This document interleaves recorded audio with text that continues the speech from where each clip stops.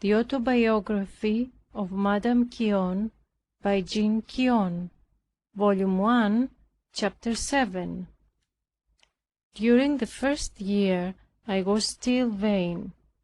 I sometimes lied to excuse myself to my husband and mother-in-law. I stood strangely in awe of them. Sometimes I fell into a temper. Their conduct appeared so very unreasonable, and especially their countenancing the most provoking treatment of the girl who served me. As to my mother-in-law, her age and rank rendered her conduct more tolerable. But thou, O my God, opened my eyes to see things in a very different light. I found in thee reasons for suffering which I had never found in the creature. I afterward saw clearly and reflected with joy that this conduct, as unreasonable as it seemed and as mortifying as it was quite necessary for me. Had I been applauded here as I was at my father's, I should have grown intolerably proud. I had a fault common to most of our sex. I could not bear a beautiful woman praised, without finding fault to lessen the good which was said of her. This fault continued long, and was the fruit of gross and malignant pride. Extravagantly extolling any one proceeds from a like source. Just before the birth of my first child, they were induced to take great care of me. My crosses were somehow mitigated. Indeed, I was so ill that it was enough to excite the compassion of the most indifferent. They had so great a desire of having children to inherit their fortunes, that they were continually afraid lest I should any way hurt myself. Yet, when the time of my delivery drew near, this care and tenderness of me abated. Once, as my mother-in-law had treated me in a very grating manner, I had the malice to feign a colic, to give them some alarm. But as I saw this little artifice gave them too much pain, I told them I was better. No creature could be more heavily laden with sickness than I was. Besides continual heavings, I had so strange a distaste, except for some fruit, that I could not bear the sight of food. I had continual swoonings and violent pains. After my delivery, I continued weak a long time. There was indeed sufficient to exercise patience, and I was enabled to offer up my sufferings to our Lord.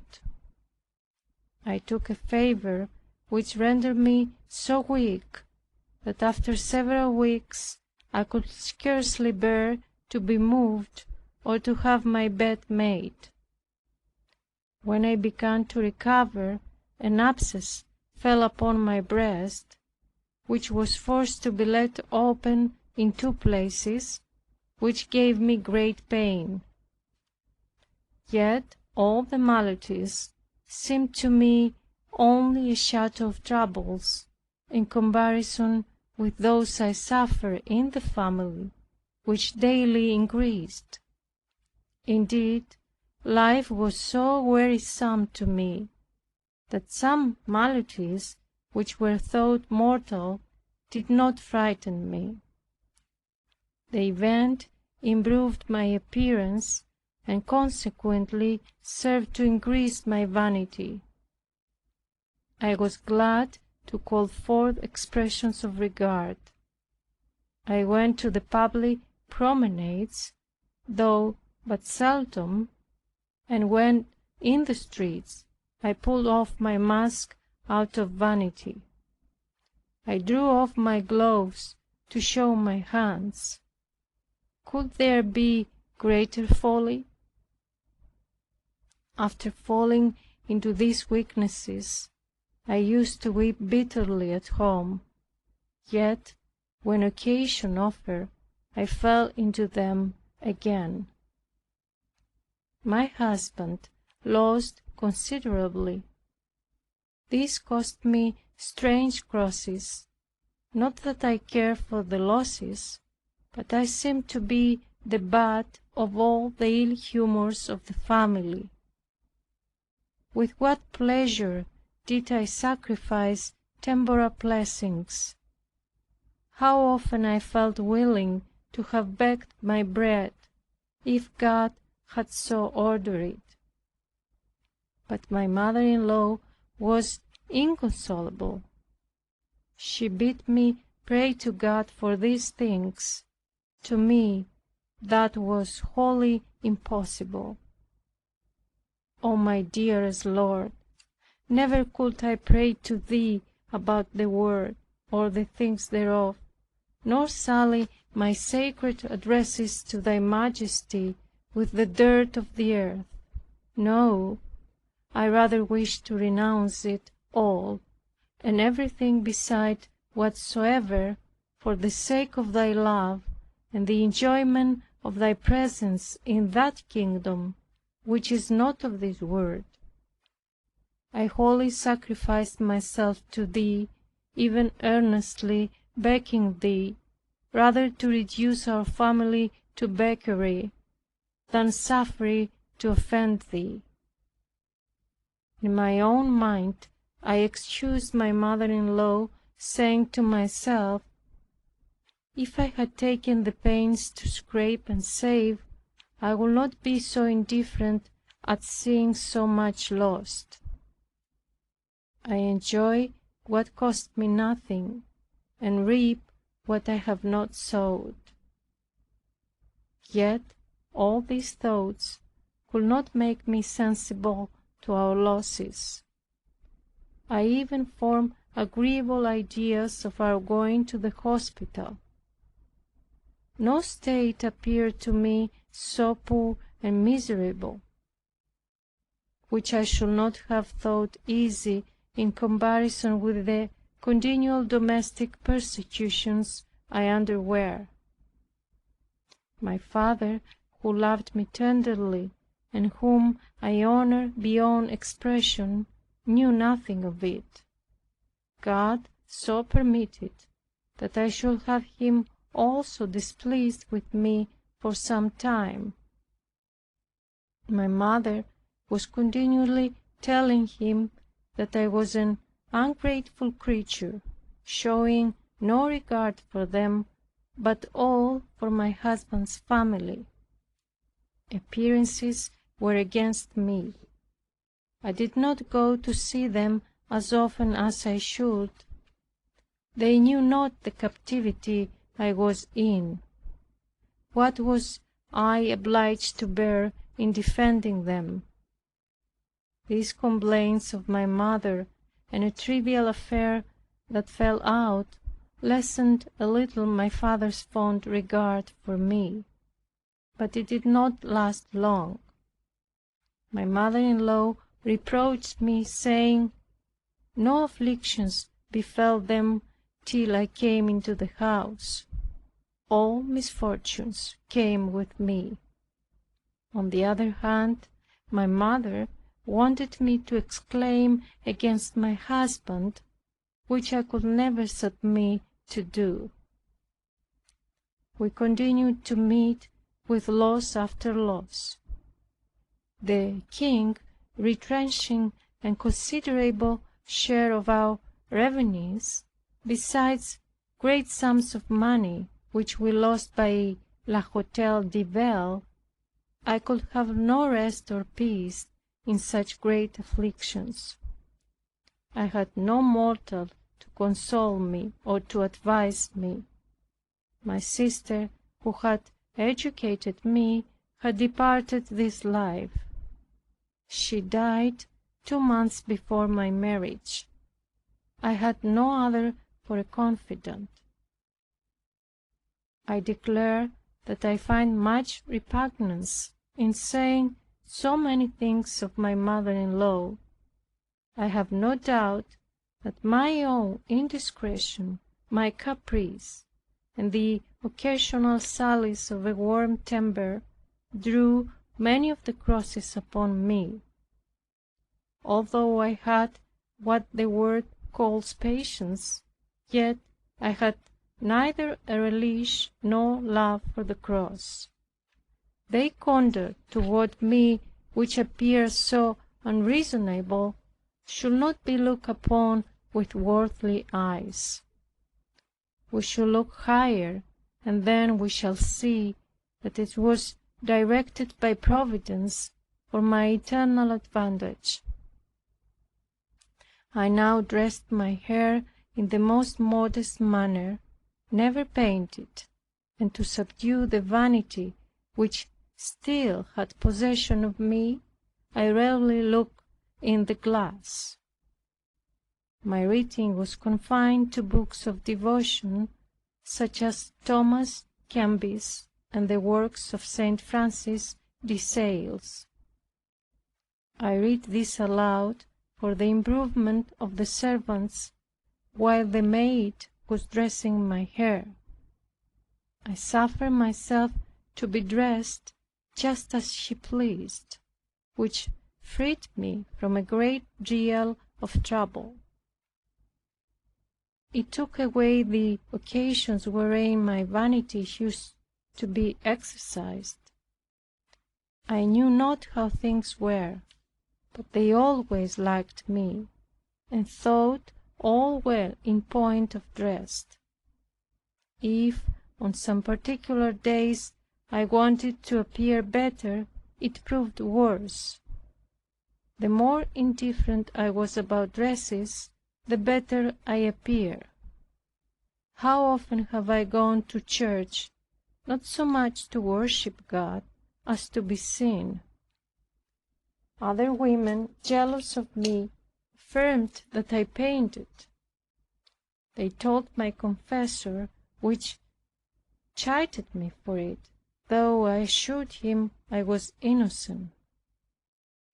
I often spoke in my own praise, and sought to raise myself by depreciating others. Yet these faults gradually deceased, for I was very sorry afterward for having committed them. I often examined myself very strictly, writing down my faults from week to week and from month to month, to see how much I was improved or reformed. Alas, this labor, though fatiguing, was of but little service, because I trusted in my own efforts. I wished indeed to be reformed, but my good desires were weak and languid. At one time my husband's absence was so long, and in the meantime my crosses and vexations at home so great, that I determined to go to him. My mother-in-law strongly opposed it. This, once my father interfering and insisting on it, she let me go. On my arrival, I found he had almost died. Through vexation and fretting, he was very much changed.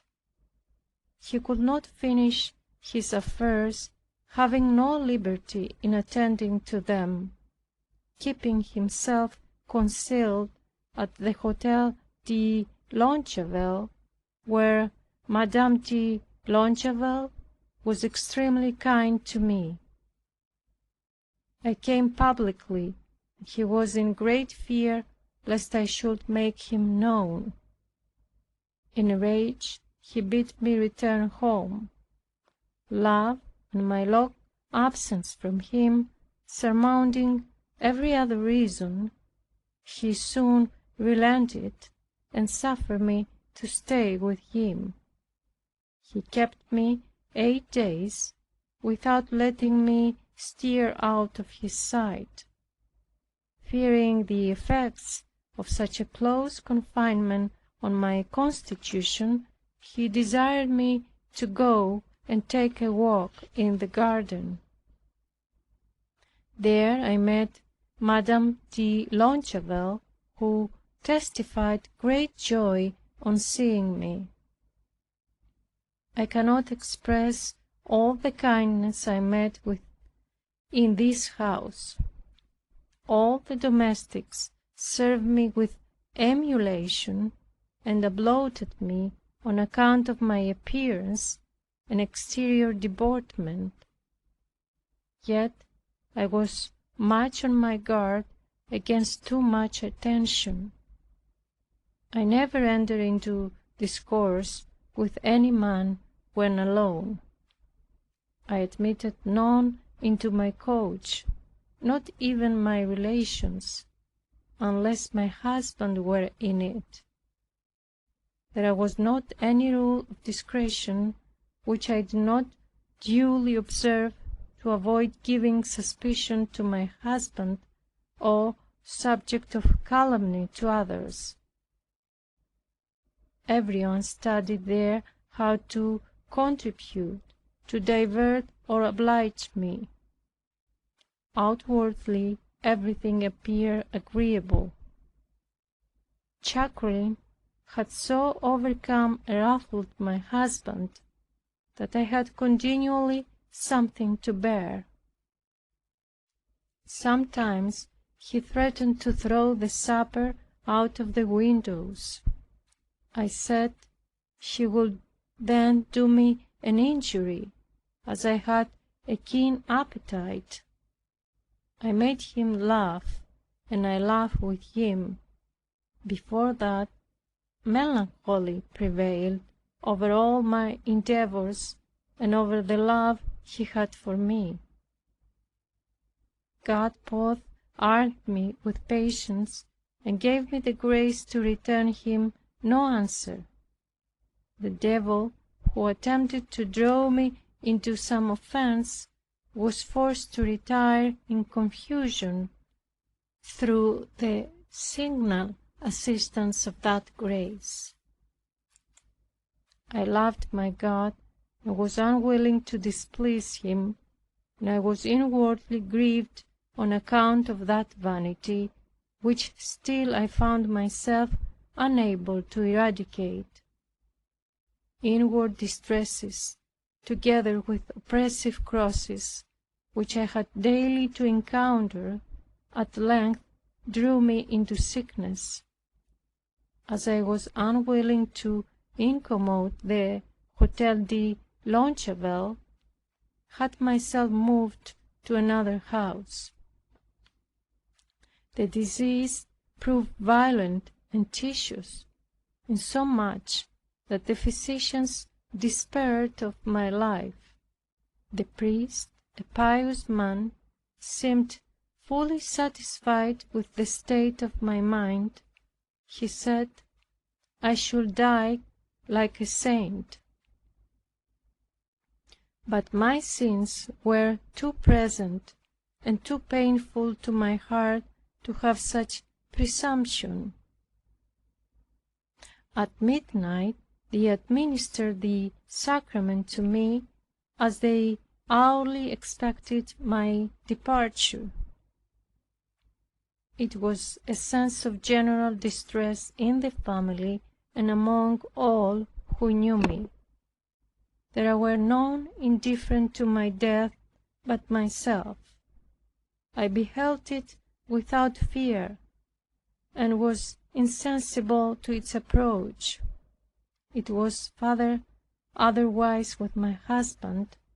He was inconsolable when he saw there was no hope.